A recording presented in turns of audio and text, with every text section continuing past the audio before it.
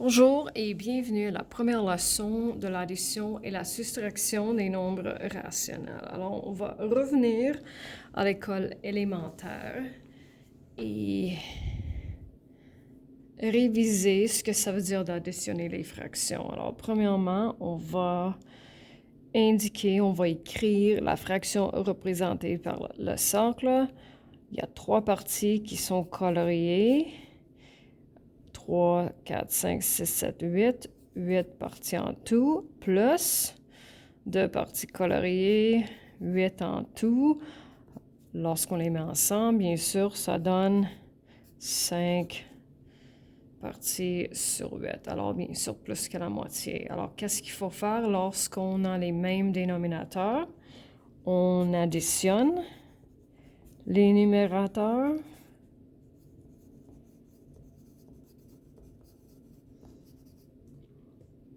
On garde ou réécrit le dénominateur. Et si possible, il faut toujours simplifier.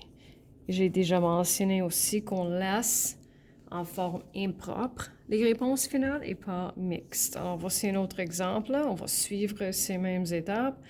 Alors, on additionne les numérateurs, on garde le même dénominateur. Et quand on simplifie, 10 sur 20 donne un demi. Alors, c'est pas toujours nécessaire de me montrer qu'on divise par 10 sur 10. Ça serait sur une question spécifique. Et si je veux que vous le fassiez, je vais l'indiquer. Alors, continuons. Qu'est-ce qu'il faut faire lorsque les dénominateurs sont différents? On ne peut pas additionner les fractions lorsque les dénominateurs sont différents. Et c'est pour ça qu'on a créé les fractions équivalentes. Alors, premièrement, avant de les additionner, on va trouver les plus petits dénominateurs communs. Alors, c'est quoi le plus petit nombre qui se divise également en 7 et 3? Ça, c'est 21. Alors, une façon de trouver un dénominateur commun, pas toujours le plus petit, c'est de multiplier les dénominateurs.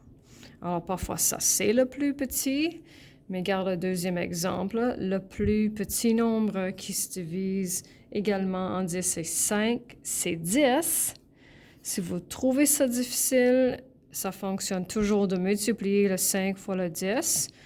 Vous pouvez les additionner. Seule chose, c'est que vous allez devoir simplifier. Alors, plus petit. Et ici, c'est dénominateur commun. Si vous pouvez faire ça de cette façon, c'est mieux, mais sinon, ça va. Plus petit ici, plus petit nombre qui se divise également en 4 et 6, c'est 12. 4 fois 6, ça donne 24. Plus petit ici, c'est 24. Et c'est 48. Alors, deuxième feuille. Additionne ou soustrait. N'oublie pas de montrer l'étape où les fractions changent un dénominateur commun. Laisse les réponses finales en forme propre ou impropre. Simplifie. Alors, vous allez voir ces instructions très, très souvent. Alors, je vais faire la première question avec vous autres. Ensuite, ce que vous devez faire, c'est de faire pauser la vidéo. Ensuite, essayer le deuxième, le troisième et vérifier les réponses, soit avec la vidéo ou les notes qui sont attachées. Alors, on sait que les dénominateurs sont différents. Le plus petit, c'est 10. Alors, on va écrire les deux fractions avec un dénominateur de 10. Alors, pour quoi est-ce qu'on doit multiplier la première fraction pour que ça soit sur 10? N'oubliez pas, on a déjà travaillé ça 2 sur 2. Alors, vous avez l'option d'utiliser les parenthèses en tant que multiplication, le point ou le X, parce qu'on n'est pas rendu à la prochaine unité. Ce que j'ai écrit en rouge, c'est essentiel. Ensuite, on additionne les numérateurs, on garde le dénominateur, on simplifie si possible. Alors, le deuxième, le plus petit dénominateur commun, c'est 30. Alors, c'est pas nécessaire d'écrire les sur 30. Tout de suite, vous avez l'option de multiplier. Alors, il faut qu'on multiplie la première fraction par 10 sur 10. Et la deuxième fraction par 3 sur 3. N'oubliez pas, c'est une forme de 1 parce que les fractions sont équivalentes et pas différentes. Alors, 10 fois 2, ça donne 20. 3 fois 3, ça donne 9. Cette fois-ci, on soustrait les numérateurs, garde le dénominateur et c'est déjà simplifié. Alors, on a fini. Alors, dernière question. Première chose, si c'est possible, c'est de changer les fractions mixtes à impropres. 8 fois 1, ça donne 8, plus 1, ça donne 9. Plus petit dénominateur commun, c'est 24. On va les additionner. 3 sur 3 et 2 sur 2.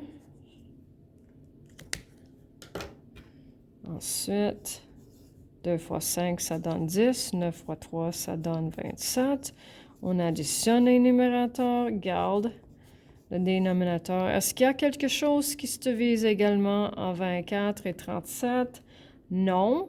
Alors, c'est simplifié. C'est en forme impropre. Alors, on a fini. Et les étapes pour les additionner et soustraire sont ici. Première étape, change les fractions mixtes aux fractions impropres, si possible. Ensuite, on trouve le plus petit, j'ai besoin d'un autre espace, dénominateur commun ou un dénominateur commun.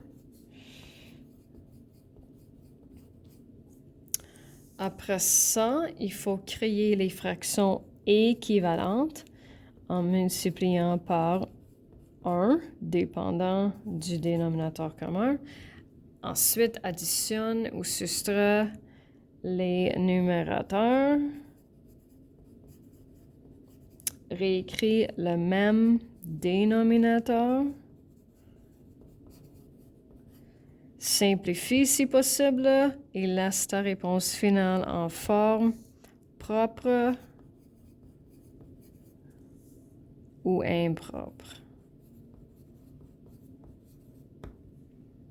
Et ça, c'est la fin.